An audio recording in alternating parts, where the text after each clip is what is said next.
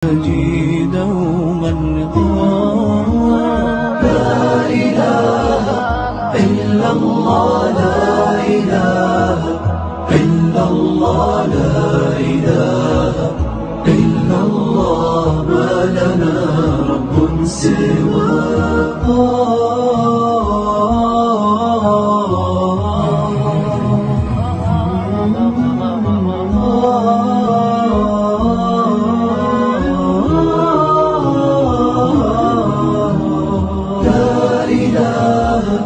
إلا الله، لا إله إلا الله، لا إله إلا الله، ما لنا رب سواه. ربنا الحي الرقيب يقبل العبد المنيب، فهو رحمن مجيب للدعاء ومن دعاه.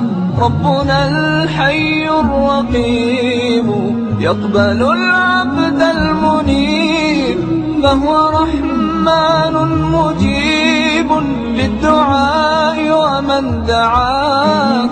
ربنا الهادي الودود فضله ملء الوجود، عفوه خير وجود، فارتجي دوما رضا.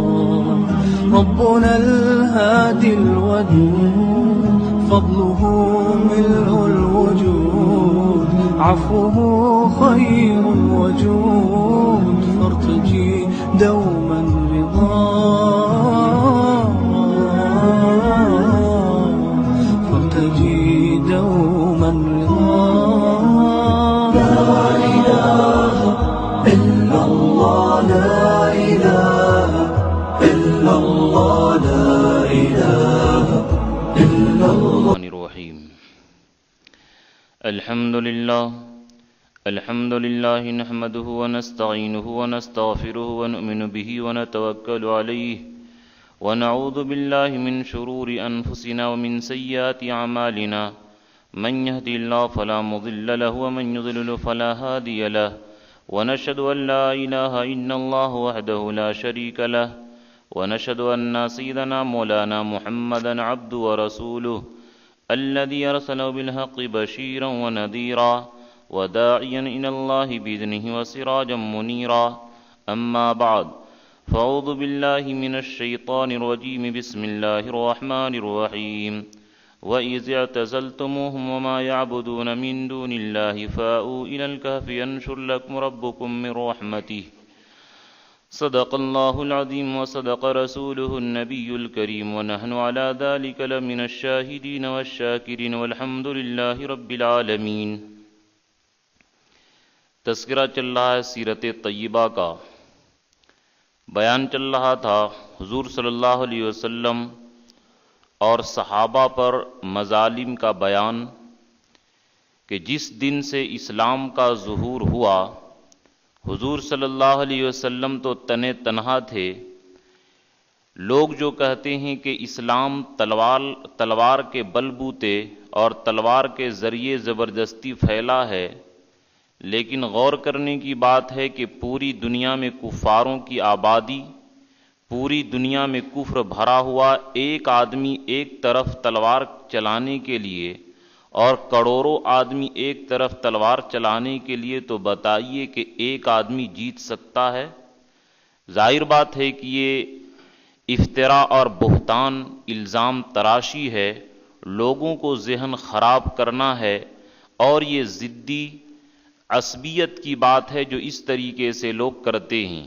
بلکہ بات یہ ہے کہ جس دن سے اسلام ظاہر ہوا، اسلام کے خلاف اسلام کے دشمنوں نے تلوار نکالا، اور نبی کے زمانے سے تلوار نکالے، اور ابھی تک وہ تلوار نکالنے کی کوشش کر رہے ہیں، اور اسلام کو اور مسلمانوں کو بند کرنے کی اور روکنے کی کوشش کرتے ہیں. یریدون ان یطفئوا نور اللہ بافواہہم، کہ جو اسلام کے دشمن ہیں وہ لوگ چاہتے ہیں کہ اللہ کے نور کو، دین کی نور کو اپنے منہ سے بجھا دیں، لیکن ایسا نہیں ہو سکتا ہے۔ واللہ متم نورہ ولو کرہ المشرکون، اللہ تو دین کو مکمل کر کے رہے گا اگرچہ اسلام کے دشمنوں کو کتنا ہی ناگوار گزرے۔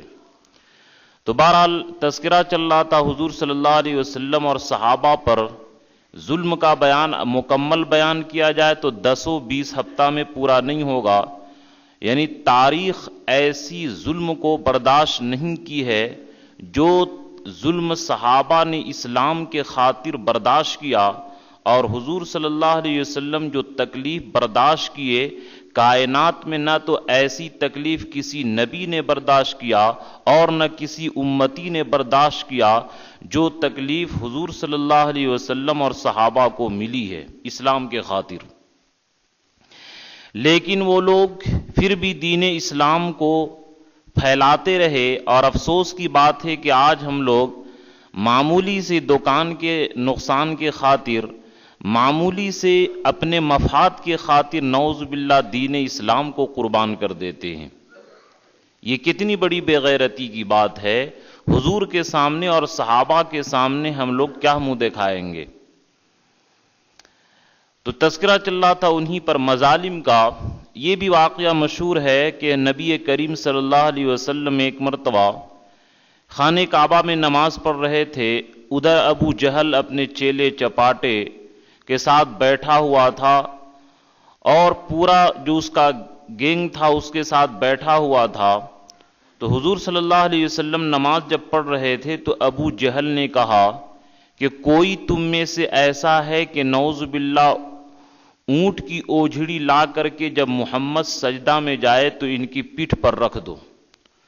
مردود زمانہ لعنہ اللہ تعالی عقبہ ابن معیط تیار ہوا اور کہا کہ اے میرے سردار میں لاتا ہوں۔ چنانچہ وہ عقبہ ابن معیط گیا اور اونٹ کی اوجھڑی لایا، حضور صلی اللہ علیہ وسلم سجدہ میں گئے، پیٹھ مبارک پر رکھ دیا، اور حضور صلی اللہ علیہ وسلم بوجھ کی وجہ سے اٹھ نہیں پا رہے ہیں، اور ادھر کافر لوگ ہنس رہے ہیں، مذاق اڑا رہے ہیں۔ حضرت فاطمہ رضی اللہ تعالی عنہ جو اس وقت بہت کم عمر تھی، آئی اور فرمائی کہ اے قریش، تم لوگوں کی ہلاکت ہو، تم لوگ اس طریقے سے میرے ابا کو پریشان کرتے ہو۔ اور حضرت فاطمہ رضی اللہ تعالی عنہ اس اوجھڑی کو ہٹائے تو پھر حضور صلی اللہ علیہ وسلم اپنے سر کو سجدہ سے اٹھائے۔ حضرت عبداللہ ابن مسعود فرماتے ہیں کہ میں دیکھ رہا تھا، اور عبداللہ ابن مسعود چونکہ غریب تھے، مسلمان تھے، اور غریبوں پر چونکہ زیادہ ظلم ابو جہل کرتا تھا، مالداروں کو تو ابو جہل کہتا تھا کہ تم بے وقوف ہو گئے، اپنا دنیا کا نقصان کر دیا، اپنے خاندان سے کٹ گیا۔ مالداروں کو شرم اور عار دلاتا تھا ابو جہل، اور غریبوں کو بہت ستاتا تھا، مارتا تھا۔ حضرت عبداللہ بن مسعود فرماتے ہیں کہ میرا دل مچل رہا تھا کہ کیسے ہٹاؤں، لیکن خوف کی وجہ سے ہمت نہیں ہوئی کہ میں حضور اکرم صلی اللہ علیہ وسلم سے اوجھڑی کو ہٹاؤں۔ حضور صلی اللہ علیہ وسلم جب نماز سے فارغ ہوئے تو نام لے لے کر کے جو وہاں لوگ تھے، ابو جہل، عقبہ ابن معیط، عتبہ، ولید اور امیہ ابن خلف، یعنی بڑے بڑے جو کافر لوگ ستانے میں آگے آگے تھے، ان 7 لوگوں کا نام لے کر کے اللہ کے رسول بد دعا کیے۔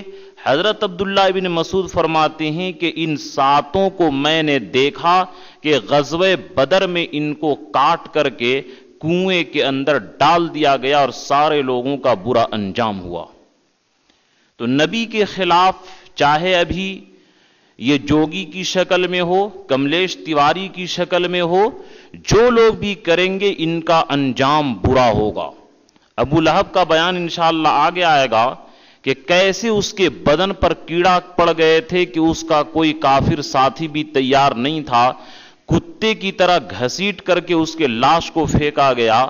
تو اس لیے مسلمانوں اور رسول کی امتوں، ہم لوگ اپنے رسول کے دامن کو مضبوطی سے پکڑیں۔ شاتم رسول کی تو سیدھے سزا جو ہے وہ قتل ہے، قتل کے نیچے کوئی سزا نہیں جو رسول کی توہین کرتا ہے۔ لیکن غیر لوگ توہین کرتے ہیں، اس پر تو ہم لوگوں کو غصہ آتا ہے، اور ہم لوگ اپنے اعتبار سے نبی کی توہین کر رہے ہیں۔ شادی کے موقع پر تجارت کے موقع پر، دوسرے تقریب کے موقع پر رسول کی شریعت کو گھٹیا سمجھ کر کے عمل نہیں کرتے ہیں، تو سوچئے کہ ہم لوگ نعوذ باللہ قیامت کے دن کہیں مجرموں کی طرح ہم لوگ بھی تو شامل نہ ہو جائیں۔ یعنی سیرت کا بیان کا مقصد صرف معلومات نہیں ہے، یہ غور کیجئے کہ ہم لوگ تو رسول کو تکلیف نہیں کر دے رہے ہیں اور رسول کی شریعت پر عمل کرنے میں شرم محسوس ہو رہی ہے، تو سوچئے کہ نعوذ باللہ ہمارا انجام کیا ہوگا، کہ اتنی تکلیف، اتنی مشقت کے ساتھ کہ حضور کے ہر وقت لوگ جان کے دشمن بن گئے تھے۔ یہ تو یہی ہے لا الہ الا اللہ کہ اللہ کے علاوہ کچھ نہیں کر سکتا کوئی۔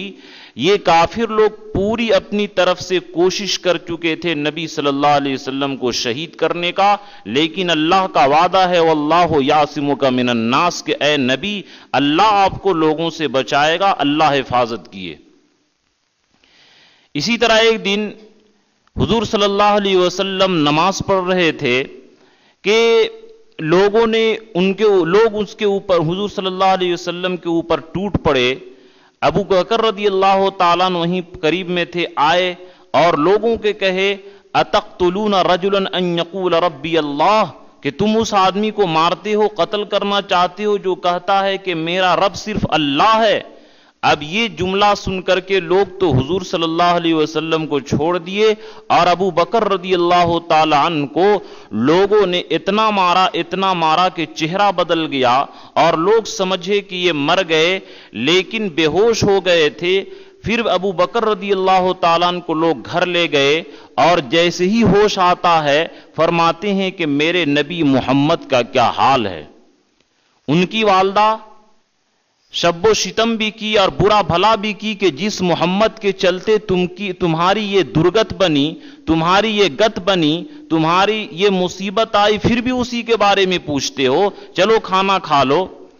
حضرت ابوبکر صدیق رضی اللہ تعالیٰ فرمائے کہ میں نظر مانا ہوں، قسم کھایا ہوں کہ جب تک کہ اپنے نبی کو نہیں دیکھوں گا اس وقت تک میں کھانا پینا نہیں کر سکتا ہوں۔ دن تھا، دن میں کیسے لے جاتے؟ رات کے وقت ان کی والدہ اور ایک ام جمیل ایمان لائی تھی، وہ رات کو لے گئے، نبی صلی اللہ علیہ وسلم کی خدمت میں حاضر ہوئے، نبی کو دیکھے تو صدیق اکبر رضی اللہ تعالیٰ عنہ کو چین آیا۔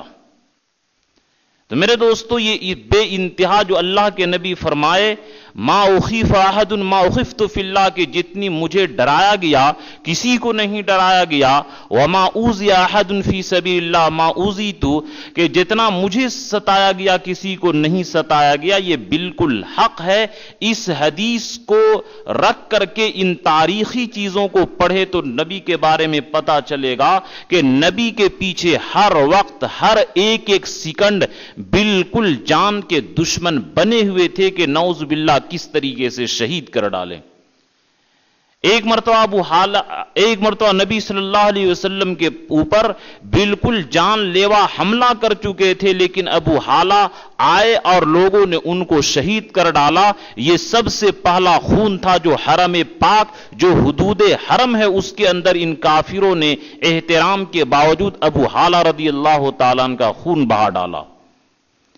حضرت مصعب بن عمیر رضی اللہ تعالیٰ عنہ اپنے ماں باپ کے بڑے پیارے، بڑے چہیتے، بڑے مالدار، وقت کے کروڑ پتی سے بھی زیادہ، سب سے بہترین خوشبو لگانے والے، سب سے بہترین لباس پہننے والے، سب سے بہترین کھانا کھانے والے، مکہ کے اندر کوئی بھی خوشبو آتا تو سب سے بہترین خوشبو مصعب بن ابو عمیر رضی اللہ تعالیٰ عنہ کے لیے خریدا جاتا۔ لیکن جب یہ اسلام قبول کیے تو ماں باپ کپڑا بھی چھین لیے، کھانا پانی بھی بند کر دیے، اور چونکہ ناز و نعمت میں پلے ہوئے تھے ان کے چمڑے ایسے اجڑ گئے جس طریقے سے سانپ کیچلی چھوڑتا ہے، تو جس طریقے سے سانپ کا کھال اجڑ جاتا ہے اسی طریقے سے ظاہر بات ہے کہ جو آدمی نیاز و نعمت میں ہو اور اس سے دوپہر میں کام کروا دیجئے تو دیکھیے کہ اس کی کیا گت بنتی ہے، کیا حالت ہو جاتی ہے۔ تو میرے دوستو اس کے پیچھے بہت زیادہ نبی صلی اللہ علیہ وسلم تکلیف کو برداشت کیے۔ حضرت نبی کریم صلی اللہ علیہ وسلم اپنی بڑی بیٹی کا نکاح حضرت خدیجہ رضی اللہ تعالی عنہا کے بھانجے یعنی بہن کی بیٹی عمرو ابن ابو العاص سے کر دیے تھے، اور رقیہ رضی اللہ تعالی عنہا کی نکاح ابو لہب کے بیٹے عتبہ بڑا بیٹا سے، اور ام کلثوم کا نکاح عتیبہ چھوٹے بیٹے سے نبی صلی اللہ علیہ وسلم کیے تھے۔ بچیاں ابھی نابالغ تھیں، حضرت رقیہ بھی اور حضرت ام کلثوم بھی۔ لیکن جب یہ حضور صلی اللہ علیہ وسلم اعلانیہ تبلیغ کیے، 3 سال تو پوشیدہ تبلیغ کیے اور چوتھے سال جب کھلم کھلا تبلیغ کیے تو بڑے بڑے کفار پہلے ابو العاص کے پاس گئے اور ان لوگوں نے کہا کہ اے ابو العاص، محمد نے جو دین میں تفریق ڈالی ہے تم ان کی بیٹی کو نعوذ باللہ چھوڑ دو۔ ابو العاص بعد میں ایمان لے آئے، لیکن اس وقت تک ایمان نہیں لائے تھے۔ انہوں نے کہا کہ میں اپنی بیوی کو کیوں چھوڑوں گا، میری بیوی تو بڑی محبت والی ہے، میری بیوی بڑی وفادار ہے، غلطی تو اس کی باپ کی ہے، اس کے باپ کی غلطی کی وجہ سے میں اپنی بیوی کو نہیں چھوڑ سکتا ہوں، تم لوگ چاہے جو کر لو۔ وہ لوگ ابو العاص کے پاس سے مایوس ہو کر کے اب ابو لہب کے پاس آئے لوگ، اور ابو لہب نے اپنے بیٹوں کو دونوں کو کہا کہ اے عتبہ تم بھی طلاق دو، اور او اے عتیبہ تم بھی طلاق دو۔ چنانچہ ان دونوں بیٹوں نے صرف نکاح ہوا تھا، رخصتی نہیں ہوئی تھی۔ پھر حضرت عثمان رضی اللہ تعالیٰ عنہ کے ساتھ نکاح ہوا، حضرت رقیہ کا ان کے انتقال کے بعد پھر حضرت ام کلثوم رضی اللہ تعالیٰ عنہ کا نکاح ہوا، 2 بیٹیوں کا نکاح ہوا حضرت عثمان غنی کے ساتھ، اس لیے ان کا لقب ہے ذوالنورین، 2 نور والے، یعنی 2 بیٹیوں کے ساتھ نکاح ہوا اس لیے ان کا لقب ذوالنورین، 2 نور والے پڑ گیا 2 بیٹیوں کے نکاح کی وجہ سے۔ تو عتبہ بھی طلاق دے دیا، عتیبہ بھی طلاق دے دیا، اور عتیبہ بڑا خبیث تھا۔ عتیبہ کو کافروں نے آ کر کے ہیٹ چڑھایا کہ نعوذ باللہ تم جاؤ محمد کے پاس، ان کا کپڑا پھاڑ ڈالو اور ان کے چہرے پر تھوک ڈالو۔ چنانچہ یہ مردود زمانہ گیا اور یہ خبیث ملعون جا کر کے نعوذ باللہ حضور کے ساتھ بدتمیزی کی کہ اے محمد، تم نے ہمارے دیوی دیوتاؤں کو، ہمارے معبودوں کو برا بھلا کہا، ہمارے آبا اجداد کو بے عقل کہا، اور نعوذ باللہ کپڑا کو بھی، کرتا کو بھی پھاڑ ڈالا، اور حضور صلی اللہ علیہ وسلم کے چہرے انور پر اس مردود نے تھوک دیا۔ اللہ کو جلال آ گیا۔ حالانکہ حضور صلی اللہ علیہ وسلم بد دعا نہیں کرتے تھے، لیکن اللہ کے نبی جو بھی کہتے ہیں وما ينطق عن الهوى، اپنی خواہش سے کچھ نہیں کہتے، ان ہوا الا وحی یوحی، وحی کی وجہ سے اللہ کے حکم سے کہتے ہیں۔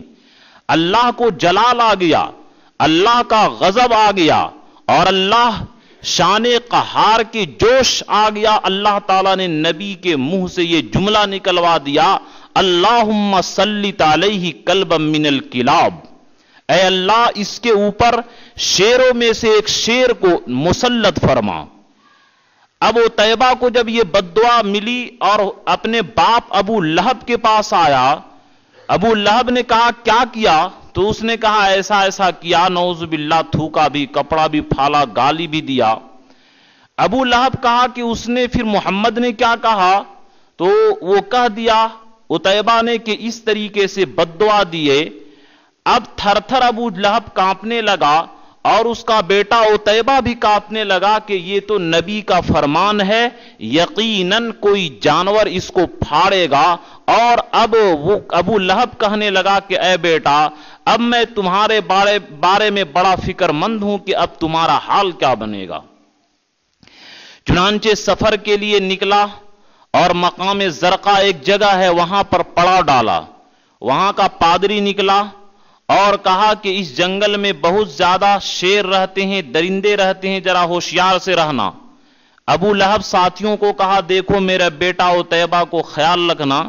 چنانچہ لوگوں نے سامان کو اکٹھا کیا اور سامان کو اونچا کر کے ابو لہب کے بیٹے عتیبہ کو اوپر سلایا تاکہ کوئی جانور آ کر اس کو ہلاک نہ کرے۔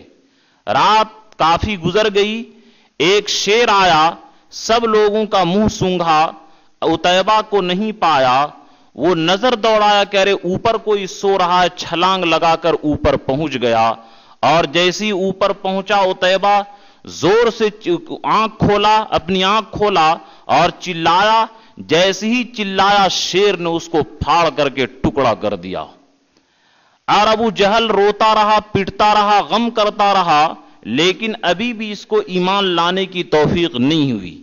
تو میرے دوستو، جب آدمی کا دل پر تالا لگ جاتا ہے، کتنا ہی مصیبت آتی رہتی ہے، وہ آدمی سدھرتا نہیں ہے، اللہ تعالیٰ جب مہر لگا دیتے ہیں تو اس کی خباثت غالب آتی ہے۔ تو بہرحال عتیبہ کے ہلاکت کے بعد پھر بھی وہ ایمان نہیں لایا، اور ابو لہب کی بیوی ام جمیل، یہ لقب ہے ام جمیل، نام ہے اروا، یہ حضرت سفیان رضی اللہ تعالی عنہ کی بہن، ابن حرب کی بیٹی ابو سفیان رضی اللہ تعالی عنہ کی بہن، یہ بھی نبی کو تکلیف پہنچانے میں آگے رہتی تھی۔ چنانچہ یہ راستوں میں حمالۃ الحطب، تبت یدا کے اندر جو ہے لکڑی کی گٹھر لانے والی، اور حمالۃ الحطب یہ لکڑی کی گٹھر لانے والی نبی کے خلاف لوگوں کو بھڑکاتی تھی، اور نبی کے خلاف پوری دل کھول کر کے دشمنی کرتی تھی۔ اس کا انجام بھی بڑا خطرناک ہوا کہ اپنی رسی کے ذریعے یہ ہلاک ہو گئی۔ حضور صلی اللہ علیہ وسلم کہ چولہا جہاں جلتا تھا، ٹھیک یہ حضور صلی اللہ علیہ وسلم کے بغل میں اس ابو لہب کا گھر تھا۔ کبھی بکری کے بچہ دانی کو ڈال دیتے تھے چولہا میں، کبھی نماز پڑھتے تھے تو نماز کی حالت میں ڈال دیتے تھے۔ حضور صلی اللہ علیہ وسلم باہر لا کر کے صرف اتنا کہتے تھے کہ اے عبد مناف، اے بنی قریش، میں تمہارا پڑوسی ہوں، اور پڑوسیوں کے ساتھ کیا یہ سلوک کیا جاتا ہے؟ اس طریقے سے بہرحال نبی صلی اللہ علیہ وسلم کو اور صحابہ کو بہت زیادہ دقتیں اور پریشانیاں اٹھانی پڑی، اور بہت زیادہ مصیبت برداشت کرنی پڑی۔ حضور صلی اللہ علیہ وسلم جب دیکھے کہ یہ سن 3 نبوی تک تو کوئی تکلیف نہیں پہنچی، اور شروع میں جب چوتھے سال میں جب کھلم کھلا تبلیغ کرنے لگے، تو وہ سوچے کہ یہ محمد کا نعوذ باللہ دین دب کر کے رہ جائے گا، لیکن سن نبوی 4 کے بیچ میں یا اخیر میں بہت زیادہ یہ لوگ تکلیف دینے لگے۔ تو یہ آیت کریمہ اگرچہ یہ یہودیوں کے سوال کے جواب میں ہے کہ اصحاب کہف کون تھے، ذوالقرنین کون تھا، اور موسیٰ علیہ السلام کا واقعہ اس اصحاب کہف کے اندر ذکر ہے، روح کے بارے میں وہ سوال کیے تھے، لیکن یہ 3 باتیں کہ اصحاب کہف وَإِذِ اعْتَزَلْتُمُوهُمْ وَمَا يَعْبُدُونَ مِن دُونِ اللَّهِ، کہ اے وہ تم لوگ کہ ان کافروں سے اور ان کے معبودوں سے تم الگ ہو، فاؤ الی الکہف، تو تم غار میں آ جاؤ۔ بہرحال اس آیت کریمہ کا میں لب لباب یہ بتلا رہا ہوں کہ اس آیت سے یہ پتا چلا کہ جب آدمی کو دین بچانا مشکل ہو جائے تو دین کی حفاظت کے لیے آدمی کو ہجرت کر جانا چاہیے، جیسا کہ حدیث میں ہے کہ جب کانا دجال آئے گا تو لوگ اپنی بکریوں کو لے کر کے گھاٹی میں آ جائے، اسی سے گزر بسر کرے اور اپنے دین کی حفاظت کرے۔ تو بہرحال اس آیت کریمہ سے یہ پتا چلا کہ ہجرت کی اجازت ہے۔ وَلِلَّذِينَ أَحْسَنُوا فِي هَذِهِ الدُّنْيَا حَسَنَةٌ وَأَرْضُ اللَّهِ وَاسِعَةٌ، کہ جو لوگ نیکی کرتے ہیں ان کے لیے نیکی ہے اور اللہ کی زمین بڑی وسیع ہے۔ وَإِنَّمَا يُوَفَّى الصَّابِرُونَ أَجْرَهُمْ بِغَيْرِ حساب۔ بہرحال یہ سن 4 نبوی میں یہ لوگ ظلم کرنے لگے اور 5 میں تو بے انتہا ظلم کرنے لگے، ظلم کی کوئی انتہا نہیں۔ اس کو بیان کیا جائے تو 300 ہفتہ لگ جائے گا، جو صحابہ کی قربانی ہے۔ اس کے لیے حیات الصحابہ پڑھیے کہ صحابہ کیسی تکلیف برداشت کیے، ان غیر مسلموں کے کیسے مظالم برداشت کیے۔ بہرحال ہجرت کی اجازت ملی۔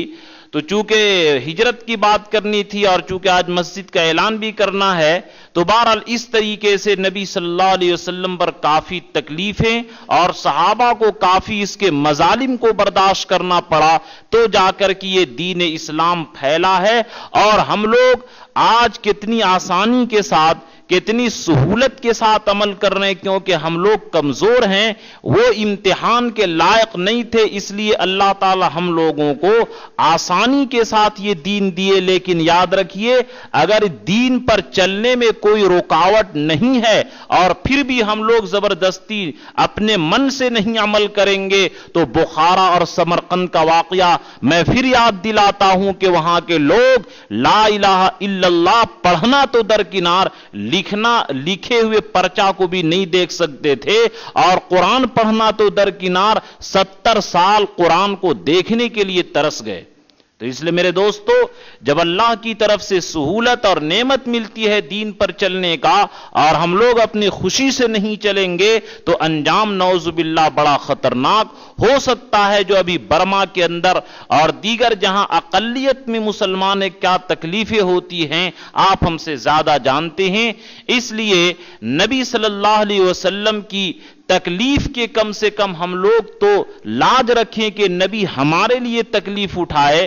کافروں نے تو پیشکش کر دی تھی کہ آپ کو ہم بادشاہ بنائیں گے، لیکن نبی ہمارے لیے تکلیف اٹھائے، دین کے لیے تکلیف اٹھائے، ہم لوگوں کو جنت میں پہنچانے کے لیے تکلیف اٹھائے، ہم لوگوں کو اللہ سے راضی کرنے کے لیے تکلیف اٹھائے، اور پھر بھی ہم نبی کے ساتھ بے وفائی کریں، تو اس سے زیادہ غداری کا ہو سکتی ہے۔ تو انشاءاللہ پھر ہجرت کا بیان اگلے ہفتہ سے ہوگا۔ اللہ ہم سبوں کو نبی کی شریعت پر مضبوطی کے ساتھ قائم رہنے کی توفیق عطا فرمائے۔